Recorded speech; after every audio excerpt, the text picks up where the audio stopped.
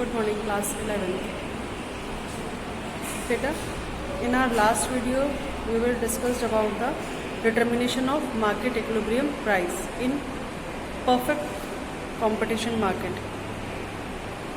Today we are going to discuss if there is a change in demand and supply of a commodity, then what will be the effect of it on equilibrium price and equilibrium quantity of the commodity.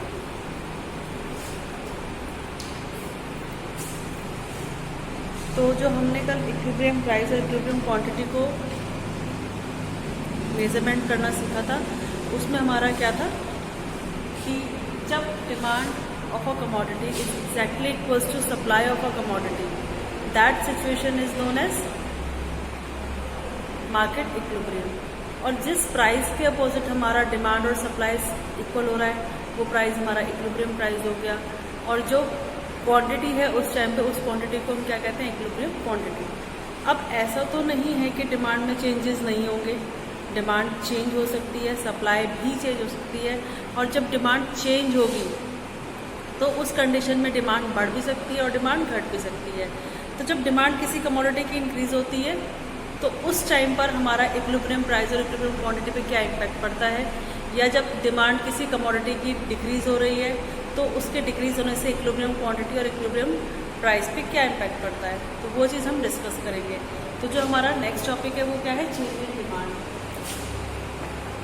Chapter 30 topic change in demand.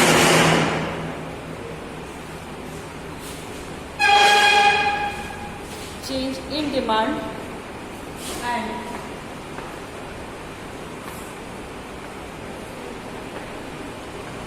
market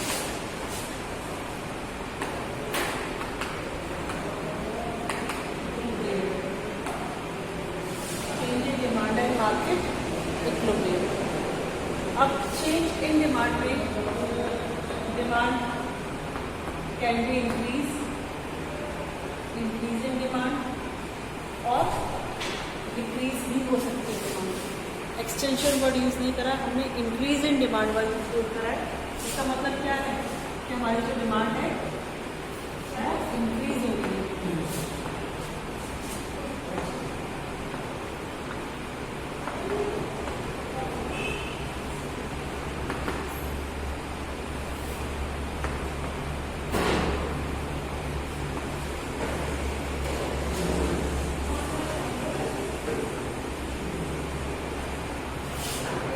ये demand का supply का intersection point, ये हमारा equilibrium point हो गया.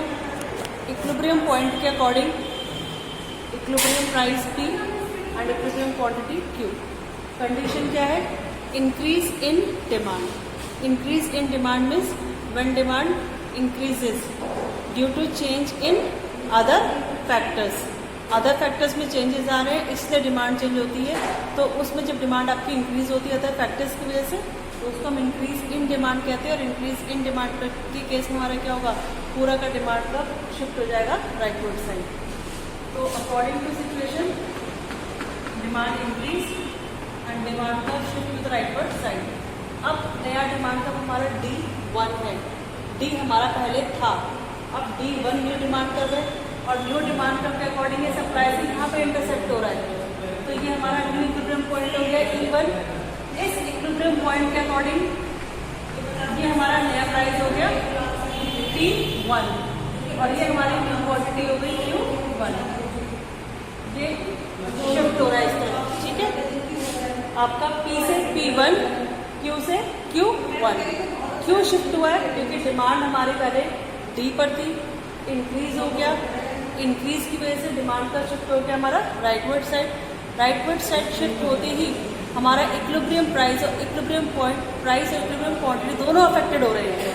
क्या affected हो रहे हैं, equilibrium price rises from OP to OP1 and equilibrium quantity also rises from OQ to OQ1. तो एंड मार्केट इक्विलिब्रियम में यही इम्पैक्ट है कि when there is an increase in demand demand curve shift to the rightward side as shown in the figure from D to D1. As a result, equilibrium point also shifts from E to E1. ठीक है, फिर what is the result? So what is the impact on market price? Market price rises from OP to OP1 and quantity also increases from OQ to OQ1. तो ये हमारा equilibrium पे impact पड़ा है. Market equilibrium पे क्या impact पड़ा है कि जब डिमांड हमारी इंक्रीज होती है, बढ़ती है अदर फैक्टर्स की वजह से, तो पूरा डिमांड कर्व ही शिफ्ट हो जाता है राइटवर्ड साइड.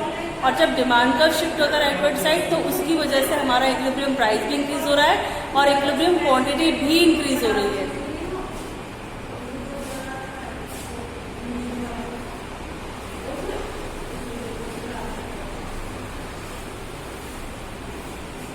सेकेंड,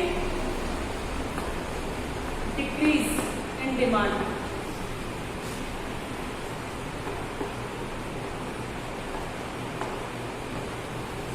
ये हमारी फर्स्ट कंडीशन है, जब हमारे पास कहीं कोई चेंजेस नहीं थे, ना तो डिमांड में ना सप्लाई में, उसके अकॉर्डिंग हमारा price O P, quantity O Q.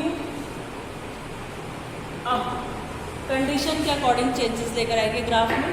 तो कंडीशन के अकॉर्डिंग हमारी डिमांड क्या हो रही है? डिक्रीज हो रही है. डिक्रीज के केस में डिमांड कर्व शिफ्ट हो जाएगा हमारा लेफ्टवर्ड साइड. ये हमारा पहला इक्विलिब्रियम पॉइंट. अब इंटरसेक्शन पॉइंट यहाँ पर है, तो इक्विलिब्रियम पॉइंट E2, और इस E2 के अकॉर्डिंग जो हमारे प्राइसेस आ रहे हैं वो पहले से क्या हो गए? डिक्रीज. क्वांटिटी क्या हो गई? डिक्रीज. प्राइस भी कम हो गए और क्वांटिटी भी क्या हो गई है? रिड्यूस हो गई है. तो जब हमारा डिक्रीज इन डिमांड की सिचुएशन है, यानी demand decreases due to change in other factors, in that situation demand curve shift to the right leftward side. और जब हमारा डिमांड कर्व शिफ्ट होगा लेफ्टवर्ड साइड, तो उस केस में price of the commodities also falls from OP to OP2 and quantity falls from OQ to OQ2. ठीक है, जो ये हमारा इम्पैक्ट है. अब इसमें हमारा जो है डिक्रीज इन डिमांड में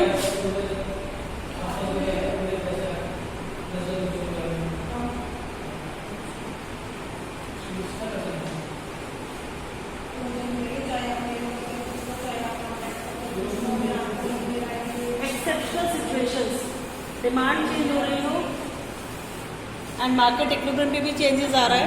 change in equilibrium price also in exceptional situations and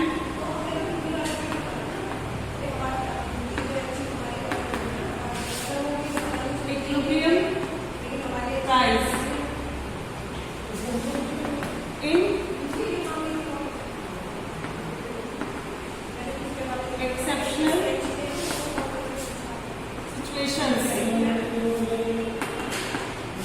exceptional situations, जब डिमांड कर्व या तो परफेक्टली इलास्टिक हो या परफेक्टली इन इलास्टिक हो. ये दोनों सिचुएशन हमारे क्या होती है?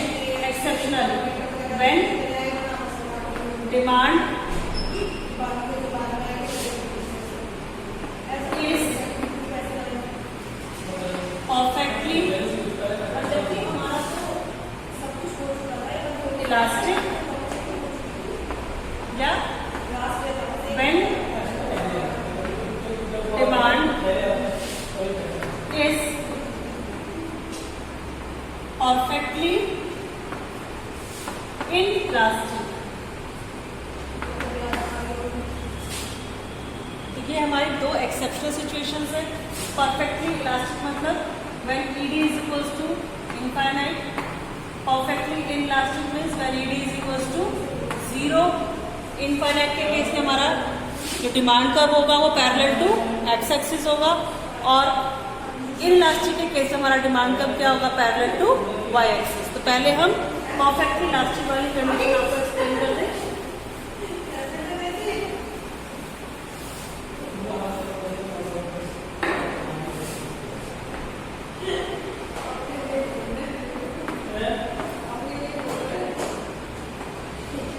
प्राइस, क्वांटिटी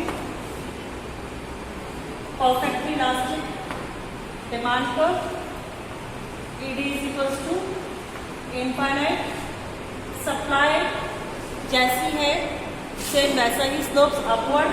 तो ये हमारा फर्स्ट सप्लाई कर्व हो गया। कंडीशन हम एक्सप्लेन करेंगे कि इस केस में अगर demand there is an increase, ये सप्लाई का होगा, एक्सेप्शनल सिचुएशन ऑफ सप्लाई होंगे और डिमांड में चेंज पड़ेंगे। यस, ये हमारा फर्स्ट डिमांड का इंक्रीज इन डिमांड इंक्रीज हो रही है और एक्सेप्शनल सिचुएशन सप्लाई की है। तो पहले डिमांड के अकॉर्डिंग क्वांटिटी हमारी यहाँ पर थी, अब न्यू डिमांड कर रहे हैं D1, उसके अकॉर्डिंग क्वांटिटी हमारी यहाँ आ गई। इट मीन्स कि जब सप्लाई परफेक्टली इलास्टिक होगी यानी पैरेलल टू एक्स एक्सिस, उस केस में there is no change in equilibrium price. Demand के चेंज होने से यानी बढ़ने से या घटने से there is no change in equilibrium price, only quantity of the commodity affected. सिर्फ क्वांटिटी अफेक्टेड हो रही है। पहले क्वांटिटी OQ तक थी, अब क्वांटिटी OQ1 तक आ गई है। ठीक है, तो ये हमारा इसका इम्पैक्ट है इक्विलिब्रियम के ऊपर कि when there is an increase in demand in exceptional situation of supply, तो in this case there is no change in the quantity of the commodity only, there is no change in the price of the commodity, only there changes in the equilibrium quantity. Increase के case में हमारी quantity increase हो गई और अगर let suppose decrease का case होता तो ये D1, ये डिक्रीज का केस हो गया। तो इसमें क्या हो रही है, क्वांटिटी हमारी पहले यहाँ पर थी, अब इधर शिफ्ट हो गई। तो डिक्रीज के केस में हमारी क्वांटिटी क्या हो रही है, shift to the leftward side. ठीक है, और अगर हमारा सप्लाई का केस है परफेक्टली इनलास्टिक का, ये तो परफेक्टली इलास्टिक का केस था। अगर हम डिस्कस करते हैं परफेक्टली इनलास्टिक, तो परफेक्टली इनलास्टिक का मीन्स क्या हुआ कि हमारा सप्लाई कर्व कैसा हो गया, parallel to Y axis. Now अब इसमें पहले डिमांड हमारी यहाँ थी, उसके अकॉर्डिंग प्राइस हमारे यहाँ पर थी, फिर डिमांड इंक्रीज हो गई, शिफ्ट हो गए राइटवर्ड साइड, उसके अकॉर्डिंग भी प्राइस भी हमारे क्या हो गए, इंक्रीज हो गए। But there is no change in price quantity of the commodity. When supply is parallel to y-axis और perfectly inelastic, उस केस में प्राइसेस में कोई चेंजेस नहीं आते। अगर हमारी डिमांड बढ़ रही है तो प्राइसेस भी बढ़ जाएंगे, अगर डिमांड घट रही होती तो यानी कर्व पहले यहाँ होता, फिर यहाँ से फिर नीचे आता। यानी फर्स्ट कर्व हमारा ये, न्यू कर्व हमारा ये, फर्स्ट प्राइस ये, न्यू प्राइस ये, अब एरो इस तरीके से आता है। तो डिक्रीज के केस में प्राइस इंक्रीज के केस में प्राइस इंक्रीज होते हैं, डिक्रीज के केस में प्राइस डिक्रीज होते हैं। कब, when supply is perfectly elastic. लेकिन अगर सप्लाई इलास्टिक है तो इंक्रीज के केस में क्वांटिटी इंक्रीज होगी और डिक्रीज के केस में क्वांटिटी डिक्रीज होगी। वहां पर price, equilibrium price of the commodity will be constant. Clear? तो इन नेक्स्ट वीडियो हम आपको चेंज इन सप्लाई डिस्कशन करेंगे। आज हमने आपको डिमांड वाला पार्ट कंप्लीट करवा दिया। Thank you.